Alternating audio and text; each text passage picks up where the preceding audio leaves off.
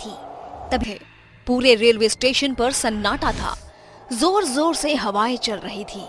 तभी railway station पर एक ट्रेन आकर रुकती है, जिसमें कई सारे पैसेंजर अंदर बैठे होते हैं, लेकिन कोई भी आदमी उस ट्रेन से बाहर नहीं उतरता। सभी लोग अपनी खिड़कियां बंद कर लेते हैं कि तभी अंदर से एक औरत अपने पति से कहती है, सुनिए जी, इस स्टेशन पर कोई उतर नहीं रहा, ट्रेन आगे क्यों नहीं बढ़ रही और सबने अपनी खिड़कियां क्यों बंद कर ली? कितनी गर्मी हो रही है, ऐसे तो मेरा दम घुट जाएगा। उसकी बात सुनकर तभी एक बूढ़ा आदमी कहता है, चुप करो, कुछ मत कहो। अगर अपनी और हमारी जान की सलामती चाहती हो तो भगवान के लिए चुप रहो। वो दोनों चुड़ैल बाहर ही हैं अभी। तभी उनके आगे वाले वीआईपी डब्बे में एक परिवार होता है जो नैनीताल से अपने गांव सहारनपुर जा रहा होता है।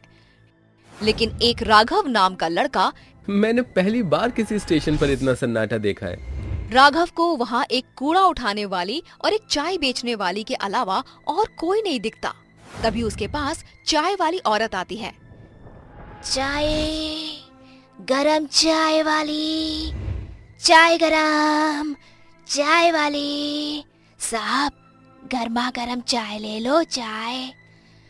अरे सुनो, कितने की चाय है? साहब, केवल 10 रुपए की। ऐसी चाय आपने कहीं नहीं पी होगी। राघव अपनी खिड़की से हाथ निकालकर उस औरत से चाय लेने लगता है, लेकिन वो औरत राघव का हाथ पकड़ लेती है और देखते ही देखते वो एक भयानक चुड़ैल बन जाती है। चुड़ैल, भगवान, ये चुड़ैल कहाँ से आ गई? बचाओ, अरे मुझे कोई बचाओ। चुड़ैल राघव का हाथ काट देती है, जिसके बाद कूड़ा उठाने वाली चुड़ैल उसकी मुंडी काटकर अपने बोरे में डाल लेती है। नहीं छोड़ूंगी, किसी को भी नहीं छोड़ूंगी, सबके सब मरेंगे। राघव के चिल्लाने की आवाज सुनकर डब्बे के सभी लोग जाग जाते हैं और ट्रेन के सभी पैसेंजर बहुत डर जाते हैं। और ट्रेन के चलने के बाद वो बूढ़ा आदमी उस औरत को बताता है, ये कुछ महीने पहले की बात है। संबलपुर गांव से 2 बहनें रीता और सीता शहर जा रही होती हैं।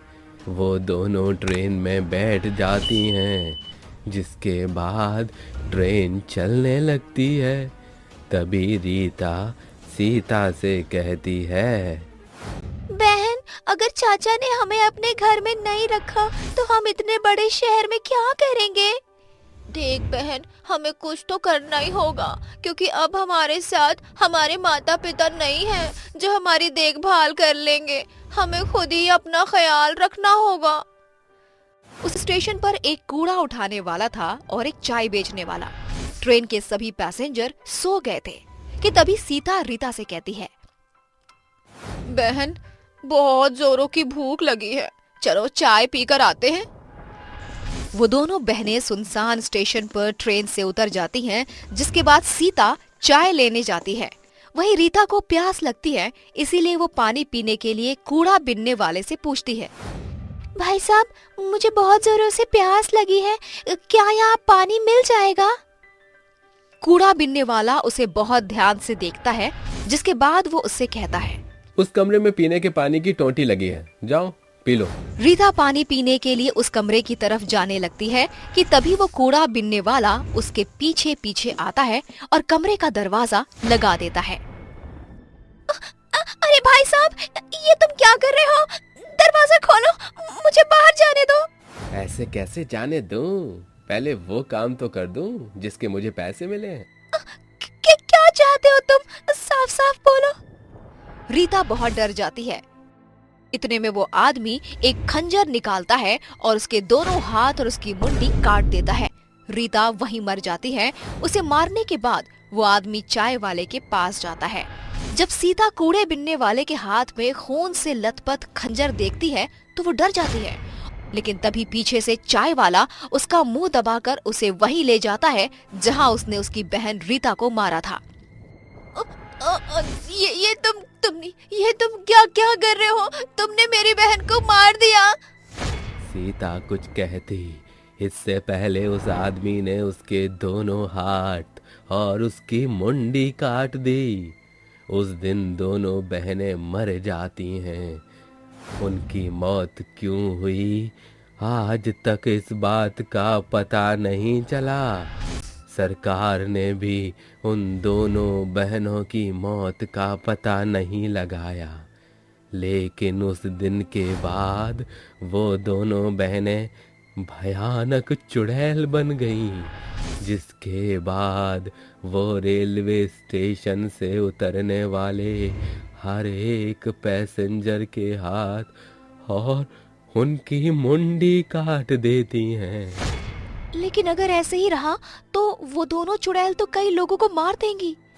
हाँ बिटिया, मैं जानता हूँ। इसीलिए मैं संबलपुर गांव से शहर जा रहा हूँ, जहाँ वे दोनों बहनें जा रही थीं। शायद वहाँ जाकर मुझे उन दोनों बहनों की मुक्ति का कोई रास्ता मिल जाए। वो बूढ़ा आदमी शहर में उन दोनों बहनों के रिश्तेदार यानी उनके चाचा जी के घर जाता है, जहाँ उसे पता चलता है कि उसके चाचा कुछ समय पहले ही गुजर चुके हैं। तभी रीता सीता की चाची उर्मिला उस बूढ़े आदमी से कहती हैं, बाबा, मैं ज्यादा कुछ नहीं जानती, लेकिन अपने पति को हमेशा किसी बात को लेकर परेशान देखा करती थी और मरते समय उनकी जेब से ये एड्रेस मिला था मुझे, शायद आपके किसी काम आ जाए। वो बूढ़ा आदमी उस एड्रेस पर पहुंच जाता है, जहां उसे एक बहुत ही जाने माने तांत्रिक बाबा मिलते हैं, जो उस बूढ़े आदमी से कहते हैं, उन दोनों बहनों की मौत उनके चाचा नत्थू लाल ने करवाई थी। वो चाहते थे कि उनके मरने के बाद गांव की सारी जमीन वो हड़प ले, लेकिन उन दोनों बहनों की मौत के बाद वो दोनों चुड़ैल बन गईं और नत्थूलाल को रेलवे स्टेशन की कहानी पता चली तो उसे डर के मारे हार्ट अटैक आ गया। बाबा, मेरी मदद करो उन दोनों बहनों को मुक्ति दिलाने में। उन्हें मुक्ति नहीं मिली तो वो ऐसे ही सबको मारती रहेंगी। वो बूढ़ा आदमी तांत्रिक बाबा को रेलवे स्टेशन लेकर जाता है और जैसे ही रात के 3 बजते हैं, वो दोनों चुड़ैल सामने आती हैं और जोर जोर से हंसने लगती हैं। चले जाओ यहाँ से, ये रेलवे स्टेशन मेरा है, मैं सबको मार दूंगी। हम तो तुम्हें केवल यहाँ तुम्हारी मौत का कारण बताने आए थे। क्या? हमारी मौत का कारण? तांत्रिक उन दोनों को उनकी मौत का कारण बताता है, जिसे सुनकर वो दोनों रोने लगती हैं। तभी तांत्रिक बाबा उसके चाचा नाथूलाल की आत्मा को बुलाते हैं और इसके बाद नाथूलाल गिड़गिड़ाते हुए दोनों चुड़ैलों से माफी मांगता है। बिटिया, हमका माफ कर दो, हमसे बहुत बड़ी गलती हो गई। मुझे अपनी गलती का बहुत पछतावा है। जैसे मैं इस दुनिया को छोड़कर चला गया हूँ, तुम भी मुक्त हो जाओ। ये सच बात है कि अक्सर अपने ही हमें धोखा देते हैं, लेकिन अब हमारा यहाँ रहना भी ठीक नहीं है। हम दोनों मुक्ति चाहते हैं। तभी तांत्रिक बाबा उन दोनों के ऊपर पवित्र जल छिड़क देता है, जिससे वो दोनों चुड़ैलें जलने लगती हैं और उन्हें मुक्ति मिल जाती है।